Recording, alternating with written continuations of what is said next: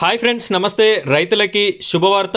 రాష్ట్రీయ కృషి వికాస్ యోజన అనేటటువంటి పథకంలో భాగంగా ప్రధాని శ్రీ నరేంద్ర మోదీ గారైతే రైతులకి ఉపయోగపడేటటువంటి యాంత్రిక పనిముట్లని, పలు రకాల విలువ చేసేటటువంటి పనిముట్లనైతే కేవలం 50% సబ్సిడీతో మీకైతే అందించడం జరుగుతుంది.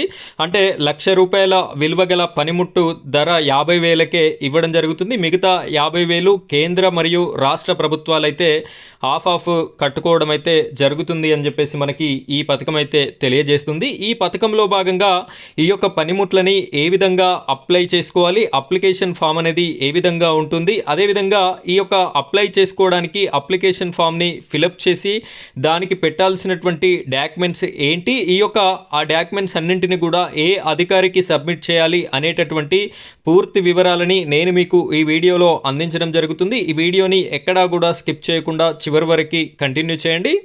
మొదటిసారి కనుక మీరు మన ఛానల్ని చూస్తున్నట్టయితే ఇలాంటి యూజ్ఫుల్ ఇన్ఫర్మేషన్ అంతా మన ఛానల్లో రావడం జరుగుతుంది. మిస్ కాకుండా మీకు నోటిఫికేషన్ రూపంలో వీడియోస్ రావాలి అనుకుంటే మన ఛానల్ని సబ్స్క్రైబ్ చేసుకోండి. పక్కనే బెల్ ఐకాన్ ఉంటుంది, దానిపైన ట్యాప్ చేసి ఆల్ అని సెలెక్ట్ చేసుకోండి. ఇంకా ఈ వీడియోని లైక్ చేయనట్టయితే తప్పనిసరిగా లైక్ చేయండి. ఆ వెంటనే హై పాయింట్స్ అనేది వస్తాయి. అక్కడ వీడియో నచ్చినట్టయితే మీకు ఆ పాయింట్స్ కూడా ఇస్తారు అని కోరుకుంటున్నాను. ఇలాంటి వీడియోస్ అన్నీ కూడా ఎప్పటికప్పుడు మన ఛానల్లో రావడం జరుగుతుంది. ఇప్పుడైతే మనం ఈ యొక్క వీడియో టాపిక్లోకి వెళ్ళిపోదాం.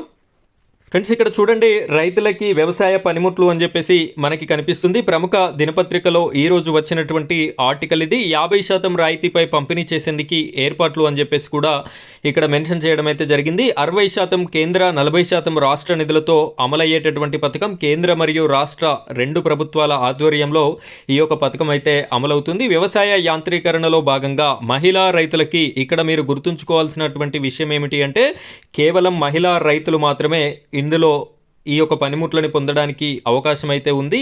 పురుషులకైతే అవకాశం లేదు. ఆ విషయం అయితే గమనించండి. 50% సబ్సిడీపై వ్యవసాయ పనిముట్లు పంపిణీ చేసేందుకు ప్రభుత్వం ఏర్పాట్లు చేస్తుంది. 2025-26 సంవత్సరానికి గాను ఈ పథకం కోసం 41.83 కోట్ల నిధులు కేటాయించింది. దరఖాస్తుల స్వీకరణ ప్రక్రియను 14 నాటికి పూర్తి చేసి నెల రోజుల్లోగా లబ్ధిదారులకి వ్యవసాయ పనిముట్లు అందించేందుకు కసరత్తు చేస్తుంది. ఈ యొక్క నెల రోజుల లోపల ఈ యొక్క వ్యవసాయ పనిముట్లని కూడా ఇచ్చేయాలి, రైతులకి అందజేయాలి అని చెప్పేసి కసరత్తు చేయడం అయితే జరుగుతుంది అని చెప్పేసి ఇక్కడ మనకి అర్థమవుతుంది. ఈ వీడియో చాలా మంది రైతులకి రీచ్ కావాల్సినటువంటి వీడియో కాబట్టి ఖచ్చితంగా మీ వంతు సహకారంగా ఈ వీడియోని లైక్ చేయండి, అదేవిధంగా వీడియోని షేర్ చేయండి. ఇక్కడ మనం క్లియర్గా చూసుకున్నట్టయితే రాష్ట్రీయ కృషి వికాస్ యోజన ప్రాజెక్టు కింద కేంద్ర ప్రభుత్వం చేపట్టిన sub mission on agriculture mechanisation పథకంలో భాగంగా వారికి ఈ పనిముట్లు అందించనున్నారు. ఇక్కడ మనం పథకం పేరైతే చూస్తున్నాం కదా. 60% కేంద్రం నిధులు, 40% రాష్ట్ర ప్రభుత్వ నిధులతో ఈ పథకాన్ని అమలు చేస్తున్నారు. అయితే ఈ ఏడాదికి కేవలం ఎస్సీ ఎస్టీ మహిళలకే అవకాశం ఇవ్వాలని ప్రభుత్వం నిర్ణయించింది. ఇదివరకైతే అందరికీ అవకాశం అనేది ఉండేది. ఈ ఏడాది మాత్రం ఎస్సీ ఎస్టీలకి మొదటగా ప్రియారిటీ ఇవ్వాలి అని చెప్పేసి వీరైతే ఆలోచన తీసుకున్నట్టుగా తెలుస్తుంది. ఈ లబ్ధి పొందాలంటే సదరు మహిళల పేరు మీద రెవెన్యూ రికార్డుల్లో తప్పనిసరిగా భూమి నమోదై ఉండాలి. ఇక్కడ మహిళా రైతులు అని మెన్షన్ చేశారు అంటే రైతన్నకి భూమి ఉంటేనే వారిని రైతుగా గుర్తించడం జరుగుతుంది. కాబట్టి రెవెన్యూ రికార్డులో వారికైతే భూమి పట్టా పాస్బుక్ అయితే ఉండాలి.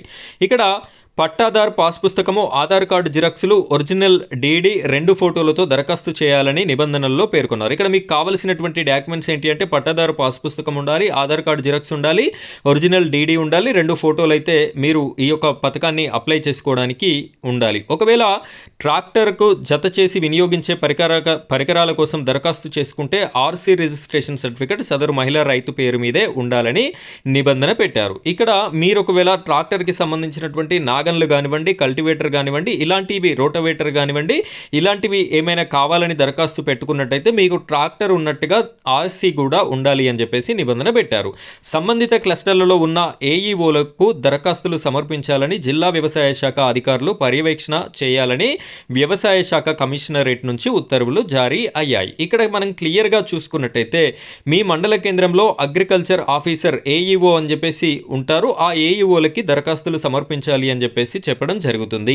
అయితే ఈ దరఖాస్తులు ఏ విధంగా సమర్పించాలి అంటే దీనికి ఒక ప్రొఫార్మా అనేది ఇచ్చారు. అప్లికేషన్ ఫామ్ అనేది రిలీజ్ చేయడం జరిగింది. 2 పేజీలతో కూడినటువంటి అప్లికేషన్ ఫామ్. ఈ అప్లికేషన్ ఫామ్ ఇక్కడ మీరు చూడొచ్చు. దీనికి ఫోటోని అతికించి ఇక్కడ ఉన్నటువంటి డీటెయిల్స్ అన్నీ కూడా ఇచ్చి, దీనితో పాటుగా మీకు నేను ఇదివరకు ఏవైతే ఇక్కడ 2వ పేజీని కూడా చూపిస్తున్నాను. ఈ 2వ పేజీ కూడా పూర్తిగా ఫిల్ చేసిన తర్వాత ఇక్కడ రైతు సంతకం అని చెప్పేసి ఉంది. రైతు సంతకాన్ని కూడా మీరైతే పెట్టించి ఆ తర్వాత మీరు మండల వ్యవసాయ అధికారి గారికి అయితే ఈ యొక్క అప్లికేషన్ ఫామ్, దీంతో పాటుగా నేను ఇందాక చెప్పాను కదా, పట్టాదారు పాస్ పుస్తకము, డీడీ, అదేవిధంగా ఆధార్ కార్డు జిరాక్స్, 2 ఫోటోలు, దానితో పాటుగా మీరు ట్రాక్టర్కి సంబంధించిన సామాన్ కనుక అప్లై చేసుకున్నట్టయితే దానికి సంబంధించిన ఆర్సీ, ఇవన్నీ కూడా జాయింట్ చేసి ఈ యొక్క అప్లికేషన్తో పాటుగా మీరైతే వ్యవసాయ అధికారికి ఇవ్వవలసి ఉంటుంది. సో ఈ విధంగా రాష్ట్రీయ కృషి వికాస్ యోజనలో భాగంగా మీరైతే అప్లికేషన్ పెట్టుకోవడానికి